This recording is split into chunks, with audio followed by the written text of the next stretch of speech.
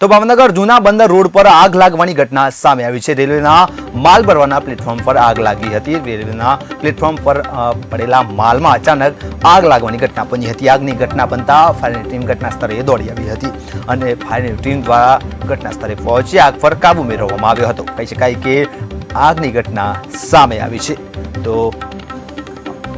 વધુ એક આગની ઘટના સામે આવી છે। ભાવનગરના જૂના બંદર રોડ પર આગ લાગવાની ઘટના સામે આવેલી છે। તો કહી શકાય કે આગ લાગતા અફરાતફરીનો માહોલ જોવા મળ્યો હતો અને આગના કારણે ધુમાડાના ગોટે ગોટા જોવા મળ્યા હતા। રેલવેના પ્લેટફોર્મ પર પડેલા માલમાં અચાનક જ આગ લાગી ભભૂકી ઉઠી હતી અને આગ એટલી બધી વિકરાળ હતી કે અફરાતફરીનો માહોલ મચ્યો હતો અને ધુમાડાના ગોટે ગોટા પણ જોવા મળ્યા હતા। એક તરફ ગરમીનો પ્રકોપ વધી રહ્યો છે ત્યારે આગ લાગવાની ઘટનાઓમાં પણ દિવસે દિવસે વધારો થયો ત્યારે ભાવનગરના જૂના બંદર રોડ પર આગ લાગવાની ઘટના સામે આવી છે।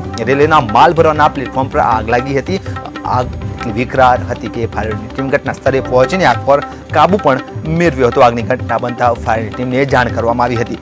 તો કહી શકાય કે આગ લાગવાની ઘટના સામે આવી છે। ભાવનગર જૂના બંદર રોડ પર આગ લાગવાની ઘટના બની હતી। કહી શકાય કે ગરમીનો પ્રકોપ વધ્યો છે ને ઠેર ઠેર આગના બનાવો વધી રહ્યા છે ત્યારે ભાવનગરમાં પણ પ્લેટફોર્મ પર પડેલા માલમાં અચાનક જ આગ લાગવાની ઘટના બની હતી। આગની ઘટના બનતા ફાયરની ટીમને જાણ કરવામાં આવી હતી અને અફરાતફરીનો માહોલ પણ જોવા મળ્યો હતો અને આગ એટલી વિકરાળ હતી કે ધુમાડાના ગોટે ગોટા પણ જોવા મળ્યા હતા।